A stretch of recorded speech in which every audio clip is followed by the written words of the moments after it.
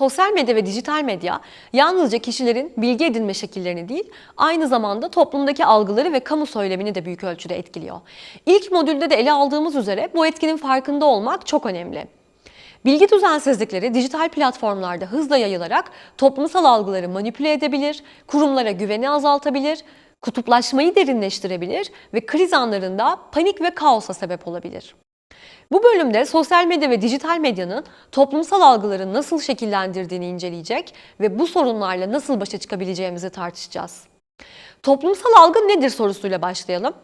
Toplumsal algı, insanların veya grupların olayları, kişileri ya da durumları nasıl gördüğü ve anladığı anlamına gelir. Bu algılar kişilerin kendi yaşadıkları deneyimlere, medya üzerinden gördüklerine, toplumun değerlerine ve dijital ortamda karşılaştıkları bilgilere dayanır. Dijital medya toplumsal algıları şekillendiren önemli bir araç. Çünkü sosyal medya gibi platformlar yanlış bile olsa belirli içeriklerin hızla yayılmasına yardımcı olur ve bu anlatıların yaygın olarak kabul görmesini sağlar. Yanlış bilgiler insanların toplumsal olaylar hakkında yanlış kanaatler edinmesine yol açabilir. Örneğin seçim zamanlarında yayılan yanlış bilgiler belirli adaylara veya partilere dair algıyı doğrudan etkileyebilir. Seçmenlerin oy verme tercihlerini değiştirebilir. Aynı şekilde göçmenler, azınlıklar ya da farklı siyasi gruplar hakkında yayılan yanlış bilgiler toplumsal önyargıları artırabilir. Yanlış bilgi, özellikle de dezenformasyon, halkın devlet kurumlarına, medya organlarına ve demokratik süreçlere olan güvenini zedeleyebilir. Örneğin seçimlerin güvenilirliğini sorgulatabilir. Ayrıca sağlık kuruluşlarının açıklamaları ve kamu otoriteleri hakkında insanları şüpheye düşürebilir. Bu da toplumda kutuplaşmayı ve karmaşayı artırır. Sosyal medya yalnızca içerik önerme işlevi görmez. Aynı zamanda toplumsal algıları da etkiler. Sosyal medya algoritmaları bireylerin çoğunlukla benzer görüşlere sahip insanlarla iletişim kurmasını, yani yankı odalarında yaşamalarını sağlar. Bu da farklı görüşlere sahip olanların birbirlerinden daha da uzaklaşmasına, yani toplumsal kutuplaşmaya yol açabilir.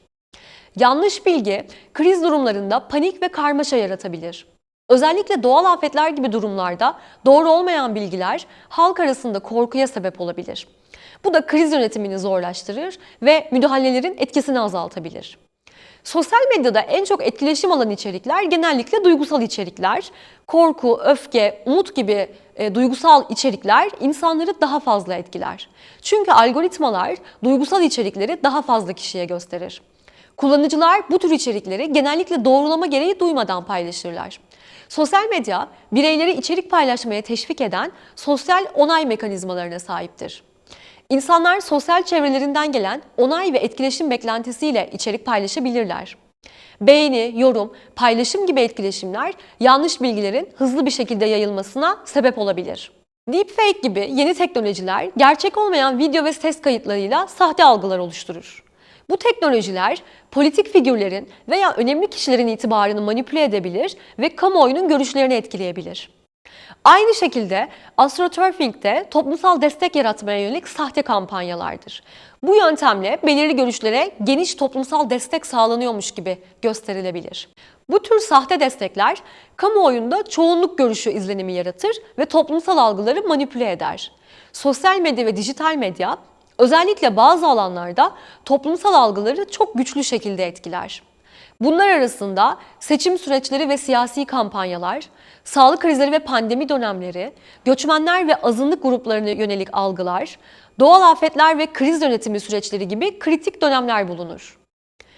Bireylerin doğru bilgiye nasıl ulaşacaklarını ve yanlış bilgileri nasıl tespit edeceklerini öğrenmeleri için medya ve dijital okuryazarlık eğitimleri büyük önem taşıyor.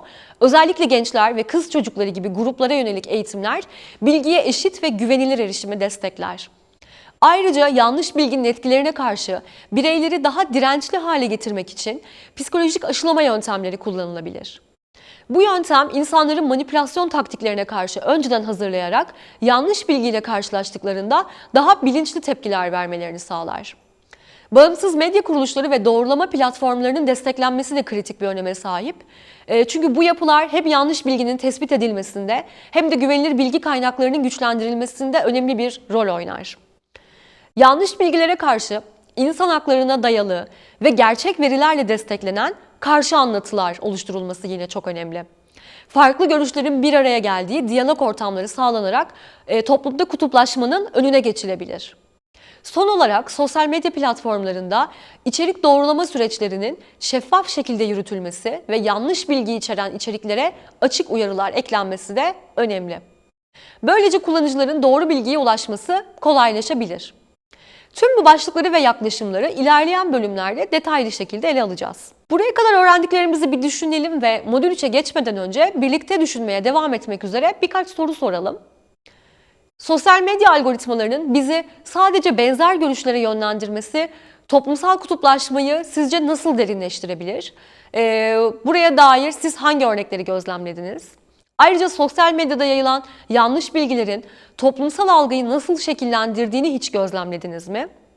Ve psikolojik olarak sizce bu tür bilgilere, bu tür yanlış bilgilere neden daha kolay inanıyoruz? Şimdi bu sorularla birlikte yanlış bilgiye inanmanın psikolojik nedenlerini keşfetmek üzere 3. modüle geçiyoruz.